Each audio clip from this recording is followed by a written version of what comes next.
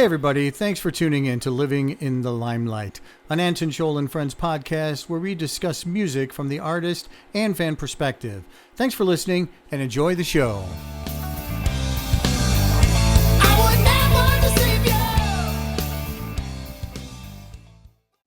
All right, welcome to another edition of Living in the Limelight. I'm your host, Anton Scholl, and with me today, probably one of the premier singers in Arizona, and someone that I've been watching for quite some time because of our Led Zeppelin crossings.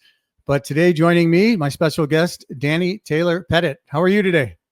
Good, sir. How are you? Good, good. Boy, we got a lot to talk about today. I am, as a matter of fact, before we even get started, we kind of did a show together back in the day, but it was something that was a whole bunch of bands playing out one night. I can't even remember the venue, but you actually came in, I think, right after we played. I was in a Rush tribute band at the time Nice. called Anthem. Oh, And yeah. I believe you came in like right after we started. We had probably a 15-second conversation, so you probably don't remember me at all, but it was great to see the band and see everybody perform. Obviously Led Zeppelin, I think everybody knows by now, one of my main bands out there, but you're a lot more than that. So that's definitely one of the things that I want to talk about because you're involved in so many other projects. So if you're ready to go, here we go. All right, let's rock. All right. So let's first start out just with you in general. Where are you from and what got you into music in the first place? Well, I was born in Iowa, and so an Iowa boy, and I stayed there till I was about 13. My father was the guitar player in country music, rock bands, and I got raised with that. My grandpa played banjo and Dixieland bands, and he'd be in the parade down the street with the straw hat. And like I said, Nice. Dad was playing honky tonks and gospel music too. So they would bring me around during the gospel stuff, and I would sit at the piano player's bench with her, a lady named Jewel, and then I would, at about 4 or 5 years old, they'd bring me up and I'd sing "Me and Jesus," an old song, and Nice. that was my first experience ever doing that kind of stuff, and so music was around us my whole life, and but like I said, the parents split up when I was pretty young, and we bounced around in Iowa for a little bit, and then my grandfather lived in Mesa, Arizona, so my mom was like, we're going to go to Mesa, Arizona. And I'm like, I'm picturing what I saw on Roadrunner cartoons, what it was Yeah. going to look like out here. And so came out here and went to Mesa, went to Fremont Junior High, and then to Mountain View High School. And that's where I met my first people, and then got to experience a band called Loosely Tight. Maybe everyone remembers Loosely Tight.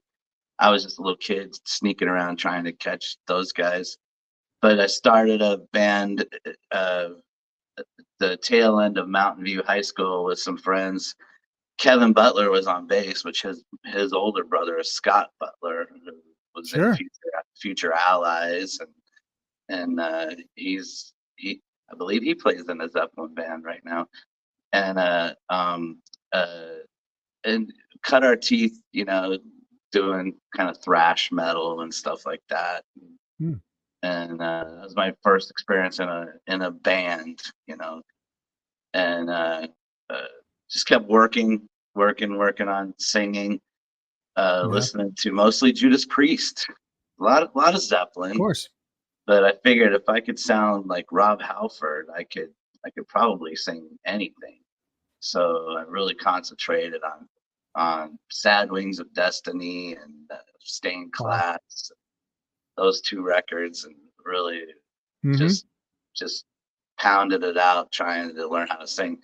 And then I remember Kevin and I had moved out into an apartment I remember him coming home one day and I was showing him, here, check this out. And he goes, when did you learn how to sing? It just kind of like, overnight, but no, it was Yeah. forever practice, practice, practice, and Oh yeah. finally got some chops up, and then we toiled around in Mesa, and Mesa was where I got my first job at a sign company.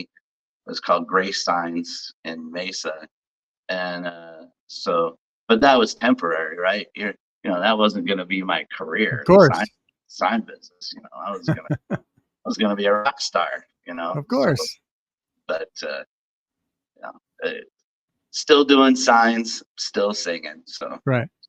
Well, yeah, actually, Sad Wings of Destiny, when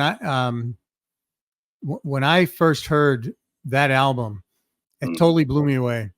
yeah, You know, and then yeah, Stained Class, all of those that came out afterwards. I actually got out of Judas Priest, I think, when it went real commercial and came yeah, out with like Green Manalishi and all that stuff. I was always into the older albums. yes, But yeah, that was certainly a real big start and influence on me with vocals and things of that nature too. So that's yep. now let me ask you about the scene, Arizona scene, then versus now. Big difference. Well, yeah. Uh, Back then we had Rob Halford who would be around every once in a while, so that was kind of cool. Yeah. And we've got the legends. So like I moved out west from East Mesa, and if you remember, like I grew up in East Mesa, from 13 on or so, and all the bands I were hearing about was out west. And finally, this girl I know goes, "Hey, there's a band out there looking for a singer, but it's out the west side. So it's kind of Maryville area, which back then wasn't that bad. Maryville Mhm. had some nice houses and everything.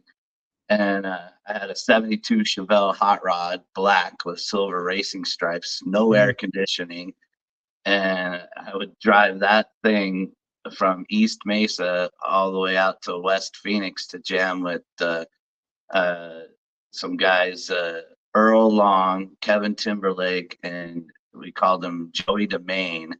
I don't know if that was really his real name. He came from like southern Arizona, Douglas, as a matter of fact, Mm. and Okay. just a little shredder. He was, so we were kind of a freak show. I would belt out really high highs and do this kind of stuff, and he was shredding on the guitar, and everyone was like, "Oh, go get to check this band out. It's kind of crazy." And Hmm. and it was fun. We had a blast, and Earl Yeah. had the connections to get us in front of people, and I was playing with them for a while, and I was still working at the sign company and driving back and forth in that hot rod. And Hmm. finally, they were cruising along, and they had some connections, and they're like, "Why don't you just move out here onto the west side? You can stay in this house. You don't have to pay any bills or anything, and just record and do shows with us." Well, And then I did. So I moved from sure. East Mesa out here west, and it was like a house about 35th Avenue, just north of Bell. And like if people are listening, you might remember that place, and Hmm. the stuff that went on in that house. It Oh uh, yeah. it was a crazy house. A lot of crazy stuff happened there, and we'd put scaffolding up in the backyard and put on a huge show in the backyard of one of these little houses, and packed it, Yeah. and I somebody told me one time when we were doing that, like, "Oh, Rob Halford's here." I'm like, "Rob Halford's at our house," and I never could Wow. find him. No, I never saw him at our house, but Hmm. some people said he was there, and just it was a blast. But if anybody knows, when you're living in one of those situations, it's like living in a 7-Eleven. It's Yeah. it's it's never closing. It's Right. like people going in and out the door all the time. You never know who's in your house, Yeah. or whatever. So it was pretty chaotic. As a matter of fact, on that hot rod, I had all my rims and tires stolen off of it in the driveway. Mm. So, it was an experience to where, it was fun while it lasted, but it was like, I got to get out of here. Right. I got to have some peace. And Yeah. I got a house in the same area, but that's how I got out here to the west side. And it seemed like, most of the people I met were Deer Valley people, Deer Valley High School. Yeah. And so kind of stayed in that area. Matter of fact, I was married for over 28 years, lived just south of Greenway off of 39th Avenue for, like I said, about 28 years. And then now, for the past few years, I've been on my own. I live just down the street from Deer Valley High School. So Oh, never wandered sure. too far after I Yeah. came out. After I came out west, I've been in this Right. area ever since, and that's where I've Right. got to meet all the great people, that we all know, and all Mm. these bands that were, the Black Mariah, and of course we used to piggyback with Surgical Steel, and then our Yeah. boys Kaiser, Brett Kaiser and his brother, and Pistol Pete, Hmm. Mikey Bones, and I just looked up to Brett like he was, whatever Brett was Yeah. telling me, I'm listening to whatever Brett was saying. He had the baddest hair I'd ever seen, and the Oh yeah. pipes to match. I mean, he still probably hits the biggest high note I know of anybody. Mm. He's phenomenal, and just, you become family with these people, and that's the Yeah. difference between old and new. Is in the old days, everyone was young and we're all doing our own thing, and you had your little clique, Hmm. and you would interact with the other cliques once in a while. But now, thanks to social media and stuff like that, it feels like it's a bigger family. Yeah. Still get to encounter all these folks that you were around, but you didn't get to know them that well, and now you get to know them a little bit better, and Yeah. you stay more in contact, and then of course we have memorials now, and we've Yeah. lost so many of the great people, and like my mom said, get used to it, or you don't get used to it, but it's not going to get any better. Right. This is what's going to be happening to us now as the older Yeah. we get. But we lost too many too young, of course. No. Yeah. And I was going to ask you about that because I think one of the people that I unfortunately never had the pleasure of meeting, but I know that you were good friends with, that I wanted to talk about Tommy for a minute, if that's okay. Yeah. Um, I do believe that, that's somebody who was gone way too soon. Maybe a lot of people don't know what happened. But if you can just explain like about him, who he was, because I think he definitely deserves recognition, and definitely, people really need to know who this guy was. Yeah. Yeah. And I, as you know, and other people probably know, we just celebrated yesterday 5 years of his passing. And 5 years ago, uh, the Zeppelin 4 was playing Wasted Grain, and Tommy, you know, we were we were inseparable almost, uh, after we met. Like, I was doing a show at Joe's Grotto, and he was, remember when Joe got the other stage, and so it was one of those nights where a band was playing over on one side and another band was playing on the other, with you trade off that. Hmm. And he was playing a show, I think, with icons and anthems, and then it was, we were getting ready to go on or something, right? We had just finished, and he come up and he's introduced himself, said his name was Tommy, and he goes, "You and I are going to be friends." I mean, it literally said, "We're going to be friends." And I'm like, okay, that's cool. And it just so happened that where he was staying was like a mile away from my office, where my shop is. And Okay. that's where we rehearsed too. And so, and there was a little bar called Mavericks still there that we might meet there or whatever. But we talked every single day. And if I was doing something, he was going with me. Or he brought me to my first PIR NASCAR event. I'd never done that before, and we had a blast doing that. And just everything we did was fun. And he even was the one telling me, like, we were going out somewhere, and he would be like, I would just be dressed normal, not wearing any jewelry or rocking out or anything. And Tommy's like, "You're a rock star. You got to be a rock star all the time. Look like a rock star." And I was like, so the next time I go to pick him up and hang out with him, of course I had to be a little more decked out. And Right. it kind of became a habit, that that's what we're gonna do, Yeah.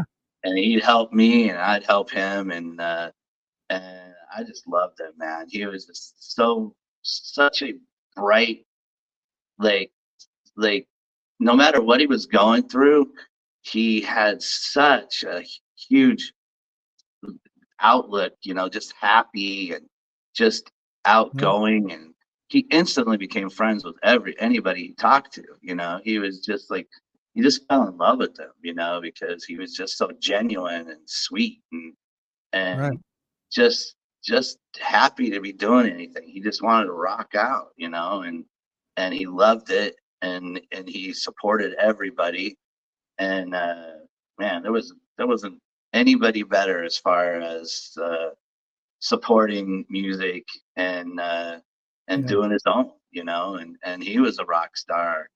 And yeah, he just, like I said, we were practically inseparable. Yeah. I was going through my divorce, so I was looking for something, and he came along right at the right Yeah. time. And so we were always doing stuff together. And of course, Sue Ann was going with us. And I didn't even never feel like the third wheel. We were it was the three of us going out together.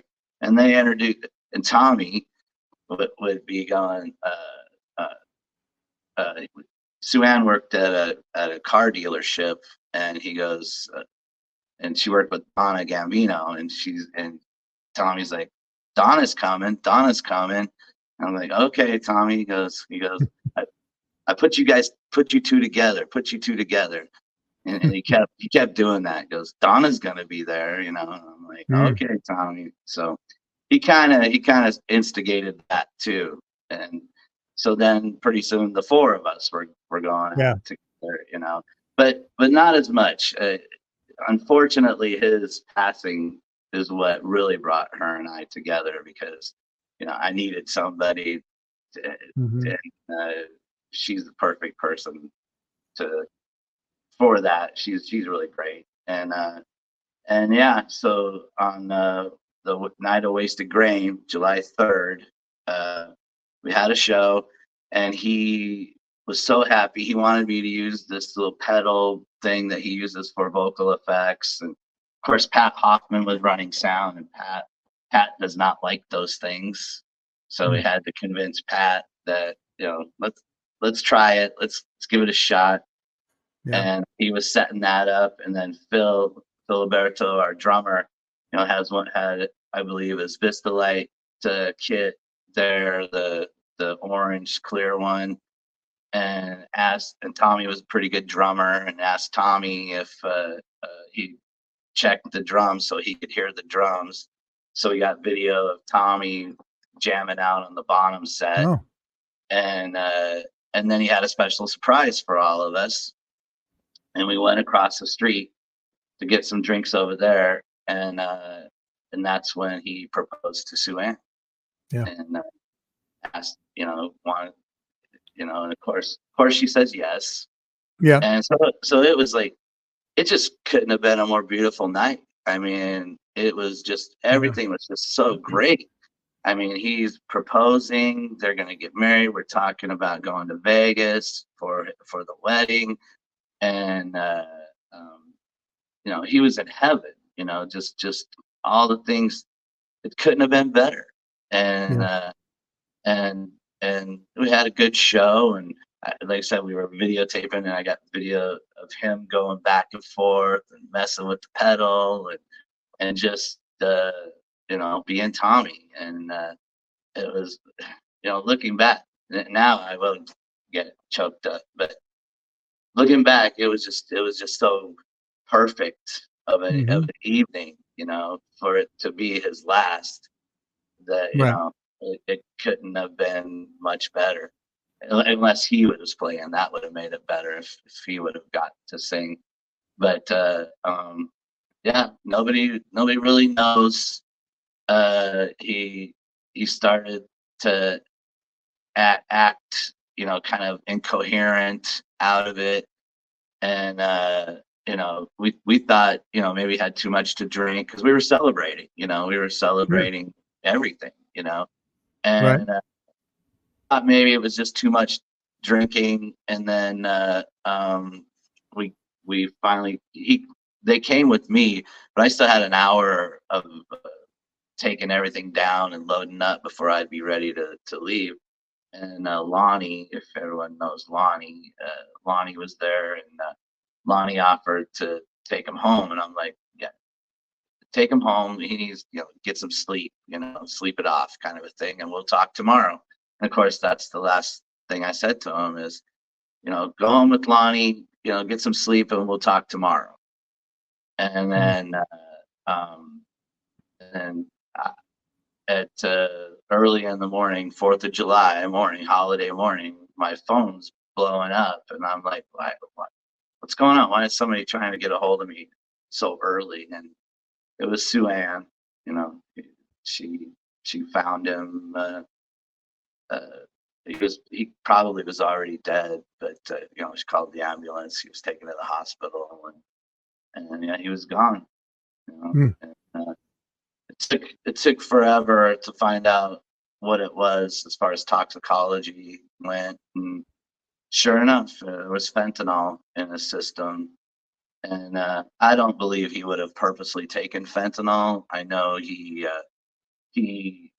was, had was used to taking oxy, for his pain Sure. medication.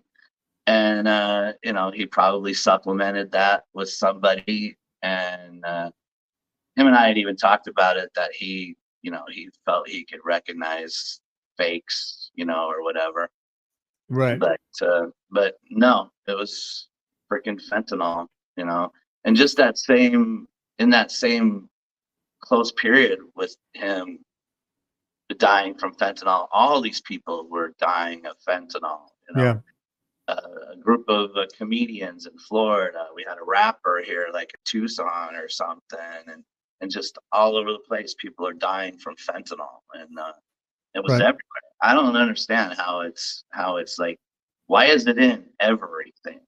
These people were doing cocaine. Tommy thought he was taking oxy. Who knows what else? Right. They're putting it in. It's like, it's crazy that it's in everything, and everyone just says, "Oh, it's cheap," and it's like, Right. why is it cheaper than anything else? What makes it cheaper? I don't know, but I know it's dangerous, and it's killed a lot of people, a lot of great people. Well, It I got to say that one of the issues is, and me being, I'm someone who had suffered and still do, have chronic pain, back pains, things of that nature. And, you know, you go to your doctor and you ask for some kind of pain pills just so you can relieve it. And the doctors now are not prescribing anything anymore because of all of the other people that are taking it either illegally or they don't need it. They're just taking it to get high, whatever the case is. Yeah, And the doctors now are starting to get fined. They can lose their license by giving too much of these pain pills away. yeah, And then unfortunately, the people that are really in that pain are forced to sometimes get it outside. And yeah, outside is where it's laced with stuff, and it's just, it's a horrible thing, and it's obviously, yes, we've lost a lot of people to that. So, Well, you know, I believe Prince and Tom Petty even. yeah, Prince for sure, but I think Tom Petty might have been something like that as well. So yeah, yeah, it's a horrible drug. It's a plague, and yeah, and you'll watch a documentary or something about the homeless people, and there's people that are legitimately homeless, but most of the time it seems like they're addicted to some type of drugs, but hmm, they're smoking fentanyl. I saw a mother and a daughter that were right, addicted to fentanyl and purposely smoking fentanyl, and both had been uh, Narcaned, before to save their life. They were, is that what it is, Narcan or whatever it is that brings them back? yeah. That they've been revived. You would think after you've been revived from something that might be a thing you might want to quit the drug, but A little wake up call, but yeah, it's yeah, very difficult from what I understand, and I've never been in that situation. me neither. Um, Once you're there, Yeah, it's real tough to get out of. So that's a, you know, horrible situation. I know that everybody was shocked when that happened because, one day on Facebook, it's all of the joys and the, everything going on that night. And yeah, then all of a sudden the next day he's gone. And, it was just horrible for everybody. Even those of us who didn't know him, yeah, but knew on Facebook and stuff like that. That was, just horrible. So I appreciate you clearing all of that up because there was never really a kind of a clear, concise thing of what happened. And I know a lot of people were, like saying what happened, what's going on. We couldn't, you know, I mean, it wasn't his idea and it certainly wasn't his fault. And no, that's something that's got to be known. yeah. He definitely wouldn't have done it on purpose. He was full of Right. life, and he had a lot more plans of life ahead with what he wanted to do, and yeah, Right. it was a hard thing to get over. You're still getting over it, and just well, with anybody that's close to somebody, it's the missing talking to them, every Sure. day. It's like what do you do now? But Right. yeah, it's Well, uh, it's a thing we're all have to experience in one form or another. We're losing people, and right. hopefully not Yeah. too early like that. Right. No, we just continue, honor them, and continue to do what we do and make music because that's kind of the healer, in my mind. Yeah, yeah, So let's talk about that then, because wanted to talk about kind of like you went into playing cover songs, music, and then you got into tributes. So, yeah. I mean, obviously, me being in a Rush tribute before, I was also in I was in a Led Zeppelin Rush tribute. Put the two together. I called it Kashmir to Kings, and it was a thing that we did for a while. But what got you into the just doing the tribute in general, and also into Led Zeppelin and Scorpions? Deciding that this is what I want to do as a full show. Well, uh, years ago, I dipped out of music when my kids were coming along. I was still playing music a bit when my son was born, and I was in a band called World Gone Bad, and it was with Paul Ursland and Pete Oliphant, and then this guy I got introduced to, Chuck Bond, and but my son was just born, and we were playing out a lot. We were actually um, scheduled. They wanted us to last minute do a show, and I was like on a Tuesday, and I was like, no, I don't want to do it. I don't want to do it. I want to go home and be with my baby, and so they're like, well, we're gonna move on without you. And it was a cover band. We did all kinds of covers that were popular at that time. And I was like, whatever. And Chuck, the guitar player that I met in that band, was going, well, I'm gonna go with Danny. He's, you're gonna kick him out because of this. I'm gonna go with him. I'm like, I don't know what I'm gonna do. You know, I'm definitely not gonna play as much as we were playing. And Mhm. so I kind of dipped out from the scene. And Chuck and I did some stuff. We played with Steve Avila in a band called Lock and Load for a little bit, and and then it kind of drifted away because my wife at the time wasn't thrilled by it, and Mm. we had two kids, and then surprise we were having a third child, and so it was just becoming, just put your head down and get to work, and then Yeah. plus it was grunge, grunge era, and and I wasn't I didn't know what to do with that. Right. So so it just kind of took a break for a while, and then really it was about my 40th birthday party. We had some get together with some people, and uh, people were like, well, we should do something. We should jam again. And I started playing with Paul Ursland and Pete, ironically. And they brought in a guy named Randy Baker, who he was one of the original tribute bands. He was in Strange Days, and they didn't even call him tributes back then. Danny Zalesko was booking him, opening up for everybody. I mean, he got to play in front of Mm. 30,000 people maybe at Coliseum. He was getting Wow. big gigs doing a Yeah. Doors tribute band when they weren't even calling it a tribute band at the time. And Mhm. and and so him and I were playing this jukebox stuff at like Steel Horse, or at the time I think Mhm. there was a place called Hardtails, stuff like that. And it was fun to get back into singing again. But I would notice the set list from the band the week before, and it was half of our set list. Mm. And I was just like, and you play for 4 hours, you drag your equipment, play for Yeah. 4 hours, and you get like $400 or $500. And it was just like, well, okay, that got old kind of fast. Right. So Randy did Doors, and he's like, "You do Zeppelin. We should do a thing." And so, and we were, tributes were being a thing. So we conspired to create a thing called Mojo Zoso, and that was Doors Zeppelin, and Oh yeah. he would do Doors, and I would do Zeppelin. I remember that. Yeah. Yeah. Yeah. Okay. We got together a really good group of musicians, thanks to Norm Saavedra. Norm Saavedra kept every time I needed somebody, he goes, "Well, have you talked to Scotty?" Scotty was on drums, Scotty Van Schoik, Yeah.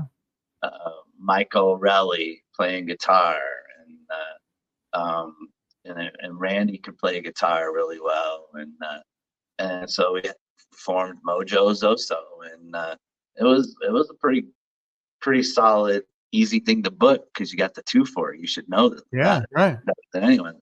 The twofer is an easier sell because people think they're getting a deal, getting two bands for the price of Yeah. one.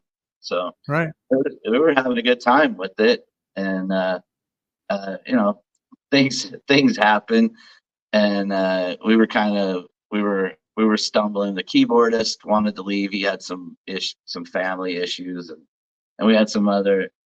Randy was going through some personal stuff, and Mhm. so we were floundering a little bit because of personal issues, and the song remains the same, which is the same guys in the Zeppelin 4 were reached out to me and said, "We're looking for a singer. Are you interested?" And Nick Sterling is the guitar player, and I'd been keeping my eye on Nick Sterling for a while, and Mm. I was like, to get to play with Nick Sterling as Jimmy Page, yeah, I'll do that. Yeah. Sure.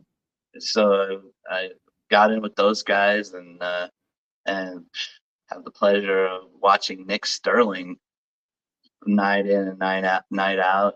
Some of the neatest stuff you ever see Nick Sterling do is at rehearsals. Him just messing around and working on stuff. Mhm. But he's an incredible guitar player. and Yeah.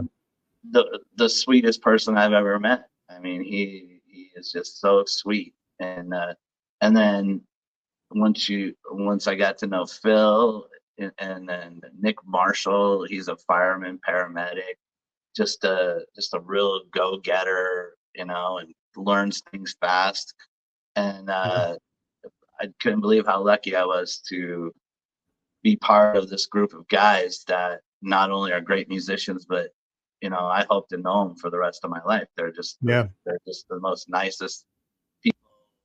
Really, really sorry. Oh, Really, really good people. And yeah. so just like Matrix, which we'll talk about that. I just was so blessed to be to get in a group of, we all get along great and we love each other, and what a blessing that is. So Yeah. very honored to be part of that. But Now, no, go ahead. but with schedules, having a fireman in your band and Nick Sterling in your band, scheduling is rough. Yeah. They're busy a lot, and the competition's rough. There's a lot of Zeppelin bands out there. Yeah. So I, I got divorced. I was out on my own. I didn't want to sit at home, so I Hmm. wanted to do something else. And I reached out to my buddy Steve Wilcox and asked if we could come up with something. And it was kind of an accident. I sat in with a band that was doing the Marquee, and they were doing Scorpions, and I sang Scorpions with them, and I was like, wow, it's kind of feels comfortable. It's kind of in my wheelhouse. Yeah. So then I was like, well, maybe we do Scorpions. There's not a lot of Scorpions bands, Right. maybe we'll do Scorpions, and that'll be a thing. And it took us a while to get the right members. I was at a Styx concert, and Nick Koklanis we were going by each other, and he goes, my son and I can be your guitar players. And I was like, Bon Jovi plays guitar? Okay. And so they came, and yeah, they rocked. And Nick Koklanis is just blowing everyone away by his guitar ability. And then his son wanted to do MMA and stuff like that. So Hmm. he went off and did that, and we got Nick's Chicago friend that they'd been in bands together, Johnny Dobbs, as our shanker in the group, and he kind of looks like him, plays like him, and so it just Hmm. just made perfect sense to have that. Yeah. Of course, Kenny Valhalla on the drums. That's my Matrix drummer, and that's a great band too. Great group of guys. I like that. But found out, you talking to booking agents and people that are in their 30s, and they don't know Scorpions that well. Yeah. And everybody knows Zeppelin, but a lot of these people don't know Scorpions. They think there's only one or two Scorpion songs. They know Winds of Change and Rock You Like a Hurricane. That's like Right. Exactly. that's Yeah. that's all I know. It's like, Yeah. no, they had 4 albums like back to back to back that were just big hits. But Yeah. it's fun. We enjoy doing it, and we want to put on a good show, and just do the best we can, and we like doing it, and hopefully other people will dig it too. So Oh yeah. Well, and I'm sure they do. I mean, the crowds, a lot of people enjoy that type of music. And although a lot of people have not maybe heard of the Scorpions who are of that age, there's so many people that right now are like into Zeppelin that are like weren't even born oh, when they broke up. They all, weren't even born in 1980. all the time I'll meet World War II veterans and their great grandchildren that are Zeppelin fans, Yeah. and it runs the gambit. And we've played shows where we've had guys in their 90s or people in their 90s, and then we've got 20 somethings that are there as a couple that just love Zeppelin together, Yeah. and it's a thing that they have, and Right. they'll wait to talk to you and say how great and how much they enjoyed the show, and they seem to be the more well-rounded kids too. Yeah. Zeppelin Zeppelin fans. But yeah, that's the one thing about Zeppelin is it's a huge array of Zeppelin fans. I mean, the Yeah. music, the music's timeless, you know. Yeah, and I think a lot of that has to do with so many different, like they didn't stick with one style, Right. the genres that they went with. I mean, when you listen to anything from, Good Times, Bad Times, but then going into something like the Rain Song, uh, all of these songs, and then they did the blues, of course, with Since I've Been Loving You, and, I'm Gonna Crawl, things like that. I mean, there's so many different, then you get into the acoustic album. There's just everything, every style of music, it seems, was covered by them. Yeah. Even like when Carousel Alhambra came out, a lot of Led Zeppelin fans were like, whoa, what's that middle part? It sounds like disco. We can't do that. But that opened up a lot of doors for a lot of other people too. So, Yeah. everybody could be into Led Zeppelin just because of that. So that's, I think that's always been the thing for me to think about Oh with yeah. them. Yeah. I mean, you see Right. people, you see country bands wearing Zeppelin shirts. You know, Yeah. yeah, that it spans so many genres and ages. You know, it's Mhm. definitely going to be around long after we're gone. Now, when you perform doing Led Zeppelin, do you try to stick to the recorded versions of songs, or do you add a lot of live? Because it would seem that, the live versions, quite honestly, on some of the stuff that I've heard recorded versus live, I like the live a lot better, but a lot of fans may not know that. So do you Yeah, incorporate that live sound in? that is a interband struggle we have. Mm. The boys all want to do, Phil especially. Phil is the biggest aficionado. Phil, when I joined the band, he gave me 4 of those CD books. He gave me 4 of them and said, "Here's your homework." And Mm. I started listening to them, and they were bootlegs and all these different kinds. No two are the same. They Right. won't play. They never played the song the same twice ever. Right. I mean, they embellished every single time. Robert would Yeah. change the words around or sing something totally different or in a different Yeah. way. They were. I mean, people talk about Grateful Dead and some of these jam bands. Zeppelin was a jam band Right. because they were just whatever they had the outline. They would and they just knew how to. And then we kind of emulate that as far as Bill or Nick being the conductor, mostly Nick. And it's like, okay, go off now, and they'll go off and do something, and then Yeah. it's like a nod will bring you back to go, okay, well, here we're coming back to this part. But we take pride in saying you're never going to get the same show twice ever, Yeah. and that's how they were. The drawback with that, some would say, is that most people haven't heard that stuff, and they Right. wonder what the heck are we doing, you know? But Right. the true Zeppelin fans know exactly what we're doing because we are copying some of the live performances with a lot of the Yes. sayings, including at the end of Beyond Our Stomp when he calls out Strider. Hmm. And then going to California, he mentions Joni, because he wrote the song about going to California because he wanted to see Joni Mitchell. Joni Mitchell. Right. And so I've got to learn all that being with these guys because I didn't know anything about Zeppelin until I joined this band, thanks to these Yeah. guys. And the live versions are fun. They're much more fun. They throw in, there's Hmm. parts that you know you would never have experienced it any other way unless you saw them live. You know, Yeah. so like we tell people, you can go play the record or you turn on the radio, and is that what you want to hear when you go see the live band, or do you want to hear what they would have done live? Yeah. I mean, we're not a Right. jukebox.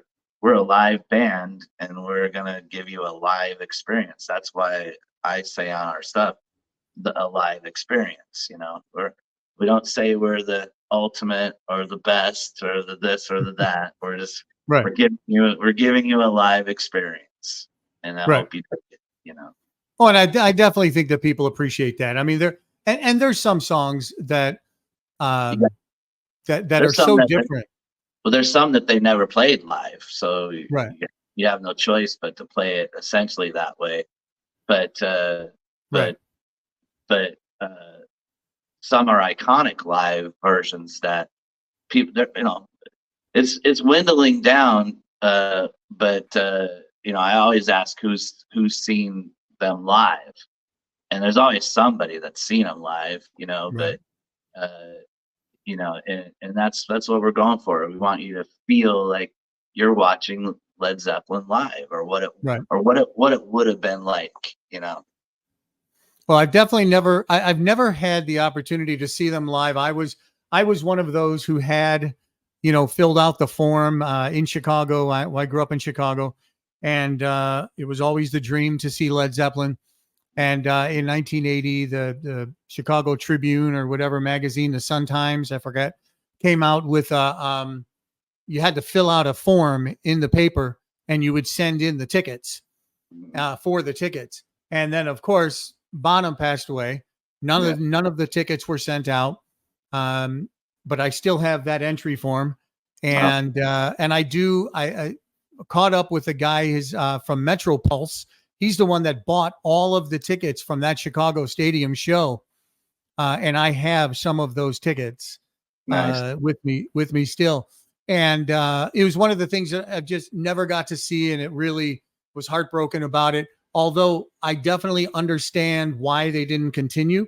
I don't Yeah. think I would have wanted them to continue. Mm-hmm.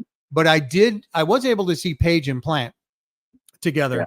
And I've seen Robert Plant a number of times, but the live shows are just so phenomenal. You're definitely getting a performance. You're definitely getting a show. So that was always the big difference for me. Yeah, no recordings involved at all with Right. any of their shows, or even Robert today. You know, he wouldn't know what to do with the backup track. You know, Right. Right. Or what is the what's the thing for the voice that they put on there to keep you in tune? I the forget auto the name of it. tune. Yeah, no The auto auto tune. tune. Yeah. Yeah, Right. Yeah. No, kids, we didn't have any of that no, back in the day. no. We keep talking about, we keep here throwing out the name Matrix. And I want to talk about that because obviously it's a big step, you know, for people when they're hearing a lot of cover music, and now they try to write their own music. And quite honestly, there's a lot of musicians out there that are phenomenal musicians, but then when it comes to writing their own music, they can't get over that, like that hump of like playing this same music for over and over for so many years. Yeah, And the creativity, some musicians honestly just don't have the creativity to kind of write their own music or get it out there. And then on the other side of it, a lot of musicians don't want to, because nobody wants to hear your originals is like the big thing out there. Like every time we went to, in my original part, when I was doing original music, every club that we would go to, every bar we would go to, well, we don't want people to sit there and listen to your original songs. You got to throw in a bunch of covers, maybe throw in one or two originals, you know? yeah. So we always ran into that. So let's talk about Matrix for a bit and how that came about and the type of music that you guys play. Well, it became early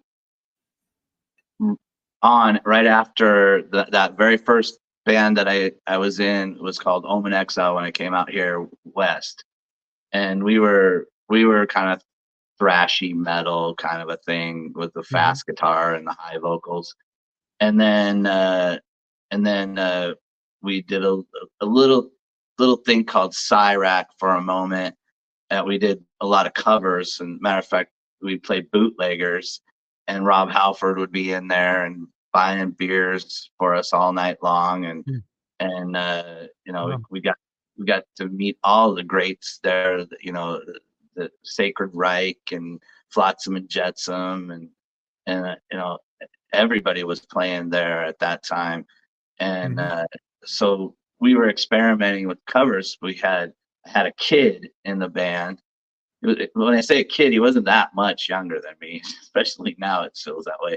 But Brian Bazard, uh, he was coming around, and I was like, man, this kid's really good, and we got him to join the band with Joey Domain, that one guitar player, and Joey was the shredder, the fast and stuff, and Brian was very soulful, played his SG, a red SG, you know, Mm. and just had a lot of feeling to him, Yeah. and then Joey started having some substance issues and stuff like that. So we were floundering with that and dealing with him, and ultimately he passed away. Mm. And so we were we were wondering what we were gonna do, and Brian had his buddies from high school, from Deer Valley High School. They're all Deer Valley High School guys, Sure. and they're all the same class of whatever it was, and they even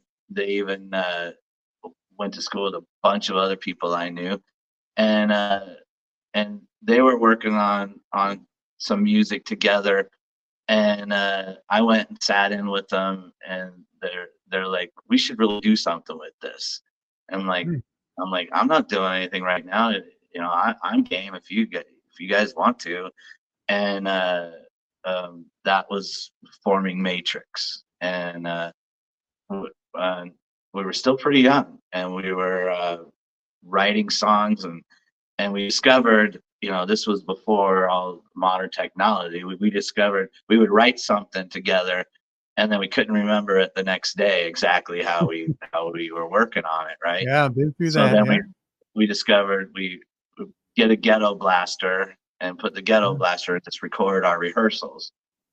And then of Right. course you couldn't even hear what was going on because the music was we were so loud that it was just garbled. So you put a towel over the ghetto blaster so it helped Right. muffle the sound.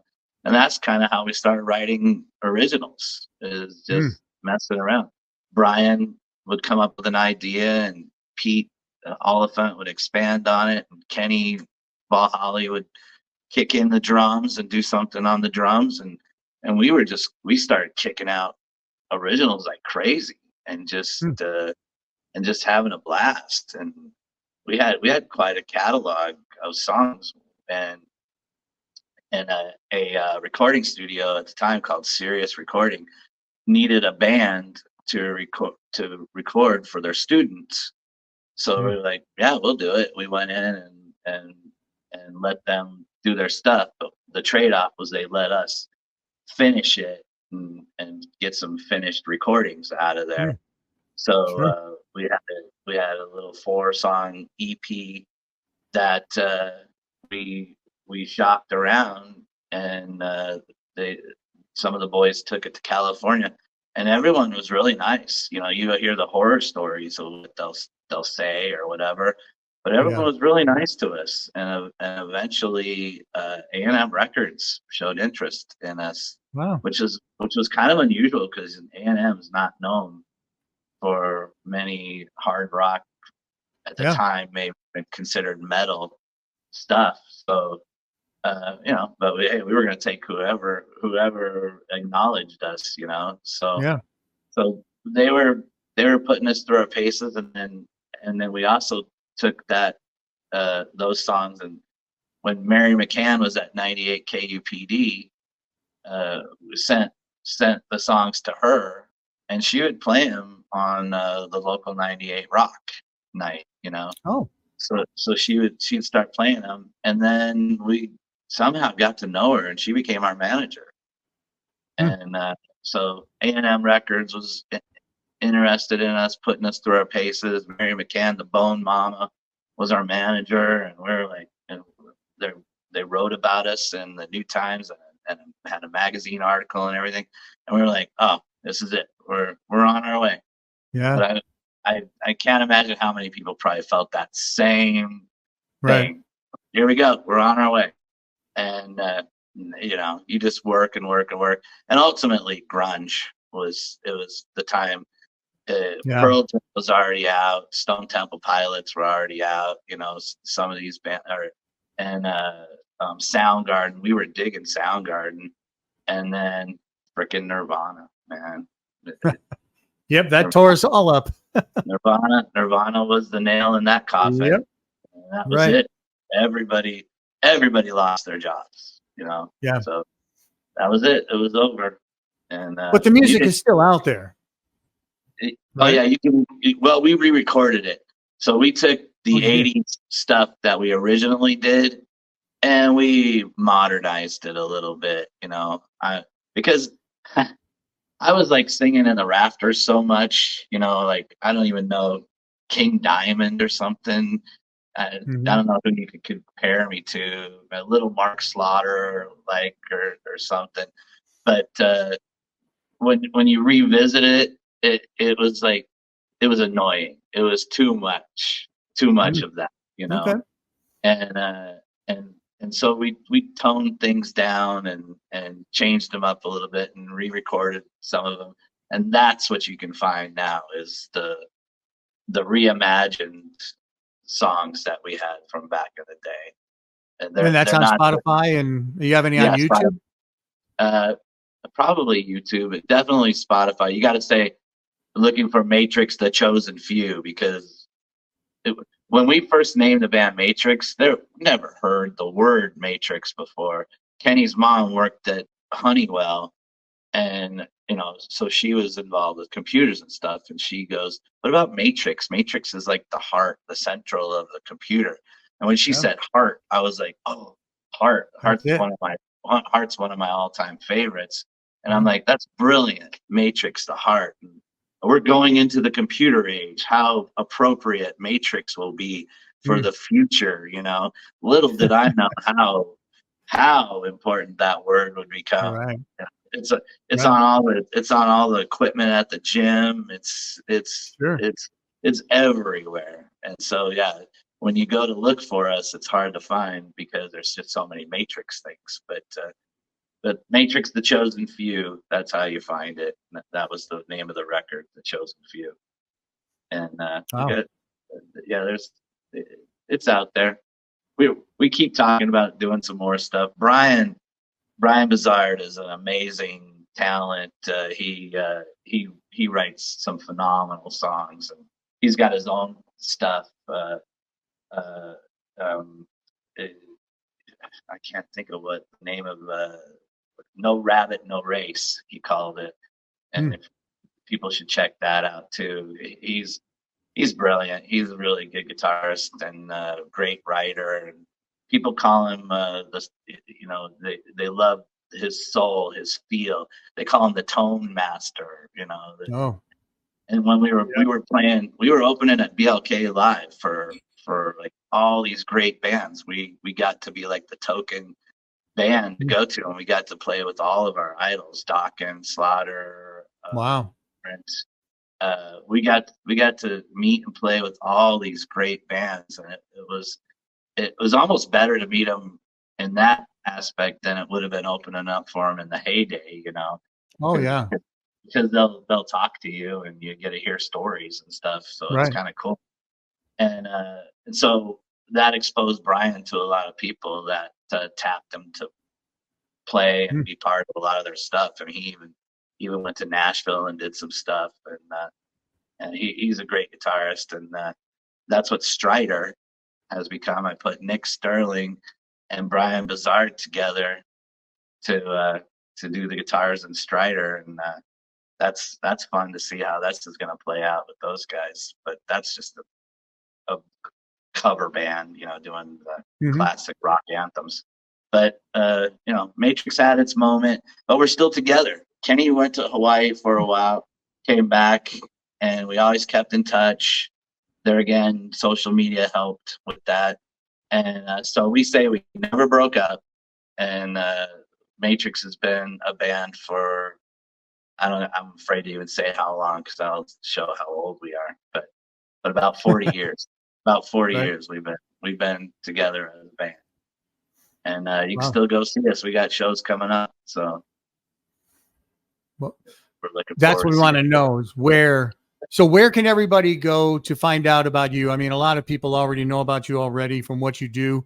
They know your name, but where can they go to, like on Facebook or wherever else you're at? What other social media sites do you have where people can join in on your groups? Each band has a Facebook page, Matrix, Animal Magnetism, the Zeppelin 4. The Zeppelin 4 and Animal Magnetism have websites that you can go look at, check out what's up, you know, and and you know, YouTube and stuff like that. You can see some videos of us Yeah. playing out, and we've got next Saturday. The Zeppelin 4 is playing at Pub Rock, kind of an almost intimate little show out there at Mm-hmm. Pub Rock, and then we'll be back at CB Live again, like I think September or something, and then we're gonna play Desert Diamond Casino in Glendale in Mm-hmm. October, um, and probably some other places here and there as well. Sure. Animal Magnetism, we're supposed to be doing some shows in California. I don't know if I have the dates on that yet. And then Strider.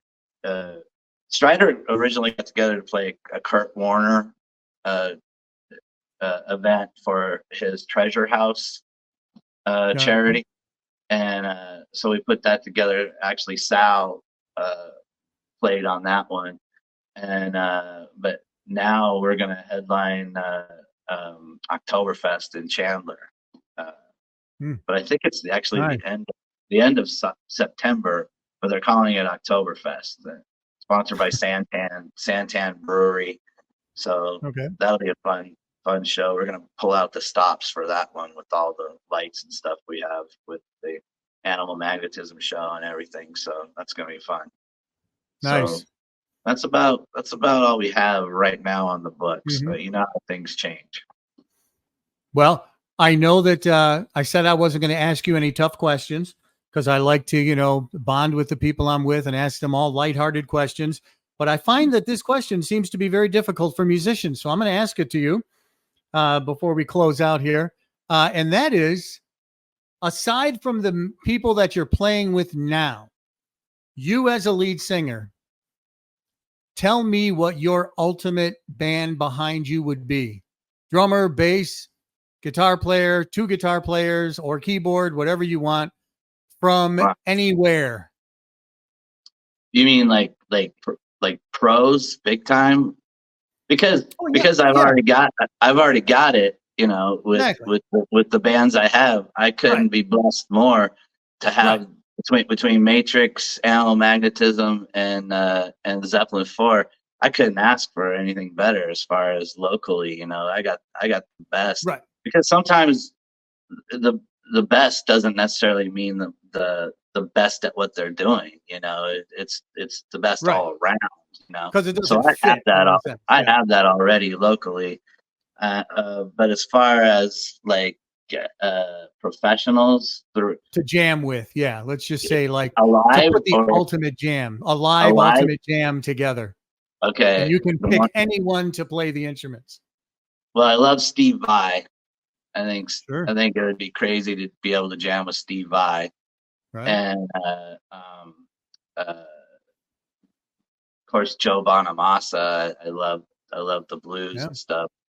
Um, uh, Bass. It the first name that pops in my head would be Billy Sheehan. You know, Yeah. but Just then again, interviewed him. Yeah. Yeah. but then again, Rudy Sarzo. Yeah. Who you just did. Interviewed him too. I Yeah. got to talk to him real quick when he was doing Quiet Riot at Celebrity Theater, and Yeah. those two are hard to to pass by. So Right. maybe one of those guys on bass. Well, Geddy Lee, you know. But the drummer alive. Oh, I love Todd Sugarman, who's with Styx right now. I Oh yeah. I love Styx, and the way he plays Styx, I follow him, and he's got GoPros around him and stuff, and Yeah. it just looks so effortless to him. How it's just like nothing to him, and it's just so fluid and just Of course, some people might say Portnoy, but I think I'm gonna go with Mhm. Sugarman. You know, Yeah. Okay. I Well, think that's how you play his name.